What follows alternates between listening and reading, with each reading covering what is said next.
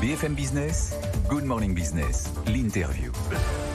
Et à 8h16, mon invité, c'est Benjamin Mehlman, le directeur de l'investissement chez Edmond de Rothschild Asset Management. Bonjour. Bonjour Christophe. Alors on a besoin de vos lumières pour savoir un peu où est-ce qu'on peut éventuellement placer son capital au cours de l'année 2022, parce qu'on est dans une période évidemment pleine d'incertitudes sur le plan monétaire, avec les décisions des banques centrales, sur l'inflation.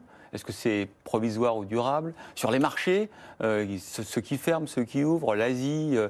Bref, on va commencer par le début. Déjà, est-ce que vous êtes inquiet par le contexte monétaire des mois qui viennent? C'est le plus compliqué des prochains mois, sans aucun doute.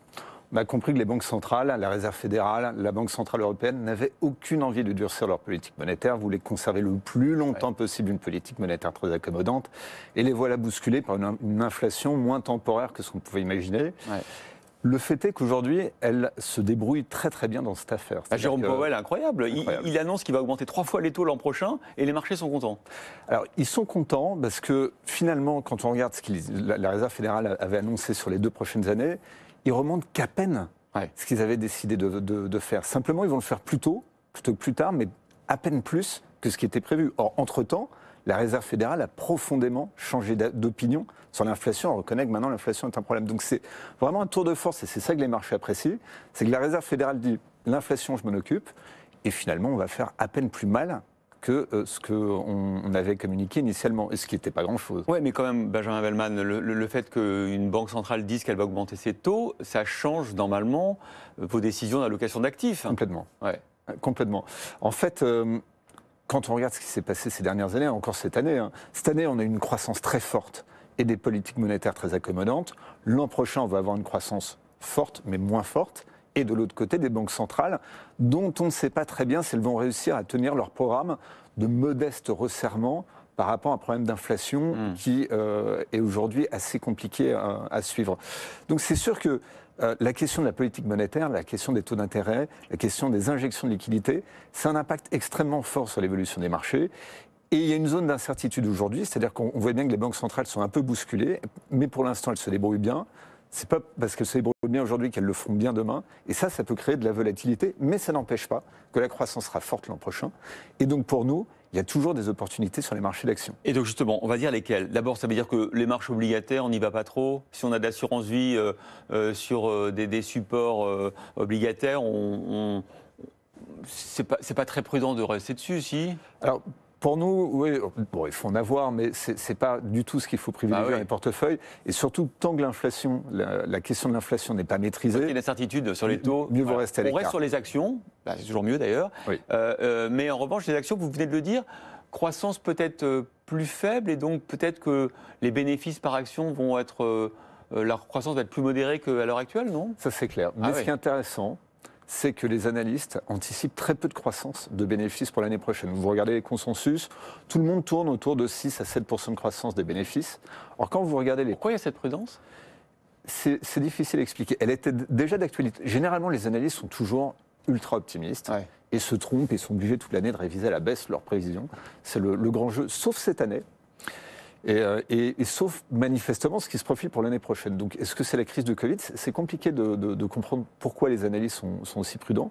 Mais pour nous, c'est une opportunité. C'est-à-dire qu'à partir du moment où, si les analystes passent leur année à revoir vers des niveaux qui seraient raisonnables par rapport à la croissance attendue, c'est-à-dire entre 10 et 15%. C'est-à-dire que vous faites le pari inverse. Vous dites non, mais là, ils sont trop prudents. Exactement. Donc on peut investir là où ils sont trop prudents parce qu'il y aura sans doute plus de hausse que ce qu'ils disent. Exactement. Nous, on pense qu'il y aura des révisions à la hausse, des prévisions de profit sur l'année prochaine, ce qui est rare.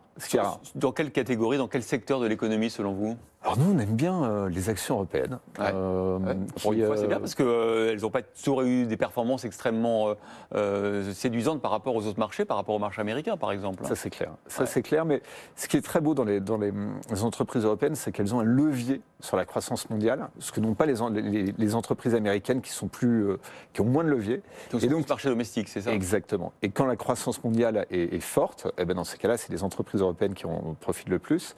Et là, on pense que ça devrait être leur année. De surcroît, ce que vous avez dit sur la Réserve fédérale et le fait que la Réserve fédérale puisse amener à monter ses taux, alors que la Banque centrale européenne, on l'a bien compris, va prendre son temps, va favoriser le dollar. Et quand le dollar remonte, c'est aussi favorable pour les actions européennes. Donc, pour nous, il y a un contexte qui est favorable pour les actions européennes, pour les actions japonaises aussi. Ouais. Et au-delà de ces marchés-là, il y a des thématiques. Et c'est vrai que pour nous, les thématiques qu'on avait déjà, donc c'est des thématiques de moyen terme, mais qu'on avait avant la crise du Covid, ont été renforcées par cette crise. Lesquels ? On parle du big data et donc toute l'accélération de la digitalisation de l'économie qu'on a vu finalement au cours de cette crise sanitaire. On parle de la santé, alors je pense qu'il n'y a pas besoin de... Même si, on en a parlé il y a 48 heures dans cette émission, même si sur les biotech par exemple, leurs performances sont assez décevantes par rapport aux autres actifs des valeurs technologiques et par rapport à l'actualité. Les biotech sont un peu à la traîne. Alors c'est vrai que c'est des actifs risqués, c'est long, il faut 20 ans pour développer une molécule. Mais bon, un peu sous-performance pour l'instant. Oui, mais c'est le secteur nous qu'on aime. Alors là-dedans, il y a des biotech, indéniablement, mais il ne faut pas se concentrer sur... les big pharma. On préfère bien diversifier nos investissements sur les différents secteurs de la santé. Pour la transition énergétique, c'est clair que... Vous êtes sûr de ça? Parce que est-ce qu'il n'y a pas un effet bulle sur la transition énergétique, sur les valeurs ESG? Est-ce qu'il n'y a pas eu surinvestissement? Est-ce que vous y croyez toujours? Est-ce que vous surpondérez ces actifs-là? Oui. Alors, c'est vrai qu'en 2020, on a vu... ces valeurs se sont enflammées, indéniablement, mais elles ont contre-performé cette année. Or, le trend, il ne faut pas se leurrer, il est là. D'accord. Il y a eu des retards massifs d'investissement sur tout ce qui est transition énergétique. Or, si on veut respecter les engagements de la COP26, au moins une partie sera respectée, peut-être pas tout, mais au moins une partie. Alors, il va y avoir une explosion des investissements dans le secteur. Donc ça reste un bon placement. Ce n'est pas parce qu'il y a du retard à l'allumage qu'il faut se tromper sur la direction. Alors, si on investit dans les énergies renouvelables, est-ce qu'on va plutôt sur les batteries, sur l'éolien, ou est-ce qu'on va même sur le nucléaire? Il y a quelques petites nucléaires tech en ce moment qui sont sympathiques. Qu'est-ce que vous feriez? Qu'est-ce que vous faites? Là encore, on privilégie la diversification. Quand on est trop niche, on prend toujours le risque que vous citiez tout à l'heure sur les biotech. Ouais. Et nous, ce qu'on prend, c'est la thématique dans son ensemble. Et au cours de l'année, on gère de façon plus tactique quel segment on va privilégier. Chez Edmond Rothschild Asset Management, forcément, vous avez une clientèle assez fortunée, des familles. Est-ce que vous avez vu leur comportement d'investissement changer et est-ce que eux aussi sont plus exigeants désormais sur notamment les valeurs ESG, sur ce que vous faites de leur argent ou est-ce qu'ils vous font toujours une confiance aveugle? Alors, c'est indéniable que... Le phénomène ESG, il a commencé chez les jeunes. C'est très clairement, ça a été la jeune génération qui a été moteur là-dessus. Aujourd'hui, on ne peut plus dire ça. Aujourd'hui, c'est complètement diffusé à l'ensemble de la population. Et évidemment que nos clients attendent de nous des produits qui respectent ces grands critères ESG qui sont ô combien importants. Et c'est une prise de conscience généralisée c'est même plus une prise de conscience aujourd'hui, c'est un préalable, c'est indispensable. C'est même plus une question, c'est rentrer dans la norme. Mais on se parle franchement parce que on sait aussi qu'il y a certains secteurs condamnés aujourd'hui, notamment les hydrocarbures, qui marchent extrêmement bien en bourse. Le gaz, le pétrole. Est-ce que du coup vous interdisez d'y aller? Est-ce que si vous le faites, vos clients vont vous dire quand même vous exagérez parce que le ESG c'est bien joli, mais moi si vous m'aviez fait investir dans des puits de pétrole, j'aurais gagné 3 fois ce que j'ai gagné dans le développement durable. Oui, alors ce qui se passe sur une année n'est pas mais forcément... Est-ce que vous vous interdisez d'aller dans les hydrocarbures, par exemple? Non. Voilà. Vous avez raison. Non, mais après, ce qu'on regarde, c'est l'ensemble du portefeuille. C'est-à-dire qu'on sait très bien qu'il y a des fonds qui s'interdisent. Il y a des fonds qui font des grandes déclarations. Oui, BlackRock et tout, qui disent, nous, on n'investit plus dans les énergies non renouvelables. Oui. Alors après, ça dépend des fonds. Il y a des fonds qui vont avoir des vocations beaucoup plus fortes ESG chez nous, mais il y a d'autres fonds qui pourront en avoir. Et ça, là-dessus, ce qu'on regarde, c'est un ensemble. C'est-à-dire que dans un portefeuille, chez nous, vous avez à peu près une quarantaine de valeurs, et on ne s'interdit pas d'en avoir un tout petit peu. Mais vous avez raison, en termes de quantité, on fera toujours attention, parce que ce qui nous intéresse, c'est la cohérence du portefeuille, et faire que si on en a, ça soit vraiment à dose limitée. Qu'est-ce que vous pensez de ce mouvement, ce discours sur la relocalisation, la réindustrialisation notamment de la France? Est-ce que vous y croyez? Est-ce que du coup vous investissez? Parce que vous dites effectivement qu'il y a une vraie volonté politique. Il y a aussi de la part des entreprises la prise de conscience qu'il faut peut-être raccourcir la chaîne de production. Est-ce que c'est quelque chose sur lequel vous misez? Alors, non, alors, c'est difficile hein, j'allais dire, de traduire cette idée-là en politique d'investissement. Mais par contre, c'est indéniable qu'il y a un trend et qu'aujourd'hui, on voit de plus en plus que les entreprises pensent toujours global, mais ont besoin d'agir local. Et la crise de la supply chain qu'on a vue pendant la Covid accentue ce trend.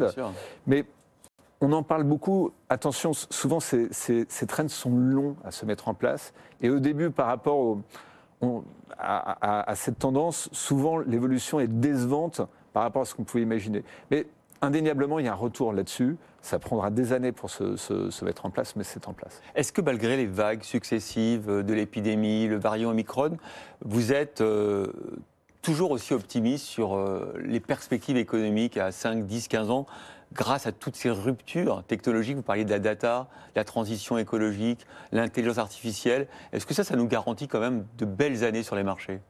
Alors, de belles années sur les marchés, pas forcément. Ah bon? Pourquoi? Parce que ces phénomènes, il y a toujours eu des innovations technologiques. On a l'impression qu'aujourd'hui, il y en a beaucoup plus que d'habitude. C'est loin d'être évident. Ah oui, c'est intéressant que vous soyez plus mesuré. Simplement, ce qui est vrai, c'est qu'aujourd'hui, on les mesure plus, dans le sens où elles deviennent de plus en plus mainstream et on voit maintenant, on est beaucoup plus en mesure d'aborder ces innovations. La grande question, c'est est-ce que ces innovations technologiques ont généré un choc de productivité? Parce que finalement, derrière votre question, c'est en termes économiques la question qui se pose. C'est pas évident. Aujourd'hui, en tout cas, on est en peine de le démontrer. Alors, il y aura plein de gens qui vont dire, mais on mesure très mal la productivité, ce qui n'est pas faux. Mais ce n'est pas évident à affirmer. Ce qui est sûr, c'est que si au niveau global de l'économie, on n'arrive pas nécessairement à rehausser les perspectives de croissance sur les éléments que vous avez cités, sur différents secteurs, c'est tout à fait différent. Et par exemple, on parlait du big data tout à l'heure. Beaucoup d'entreprises qui ont adopté le big data. Le plus compliqué pour une entreprise, c'est adopter une innovation technologique. Souvent, elles sont mal adoptées par les entreprises. Le big data, celles qui l'ont adopté, elles ont vraiment fait la différence. C'est ça. Et ça, c'est quelque chose auquel on croit. C'est beaucoup plus un phénomène. Système, par exemple, exactement. Des valeurs comme ça. Mais c'est vrai qu'il y aura de toute façon une réallocation d'actifs monstrueuse au cours des prochaines années. Oui. Ça, c'est sûr. Oui. Votre portefeuille va bouger. Ah, c'est une certitude. Une dernière question d'actualité, je ne veux pas vous piéger, je ne sais pas si vous avez vu l'info, mais Eramet, qui a un trou de 42 millions d'euros dans ses comptes, c'est quand même la moitié de son résultat opérationnel. Comment c'est possible qu'une boîte comme ça, avec un directeur financier, avec un commissaire aux comptes, découvre qu'il lui manque 42 millions d'euros dans les caisses? Alors écoutez, pour le coup, je n'ai pas vu cette information. C'était annoncé là hier, il y a eu un petit décalage boursier, mais pas énorme. Mais on était surpris, nous, ce matin. On a évidemment, on va convier Christelle Bory, la directrice générale, parce que c'est énorme quand même, 42 millions sur Eramet. Bon, voilà. Merci beaucoup. Merci Benjamin Mellmann, directeur de l'investissement chez Edmond de Rothschild Asset Management, d'avoir été l'invité de Good Morning Business ce matin. Il est 8h30, c'est le journal.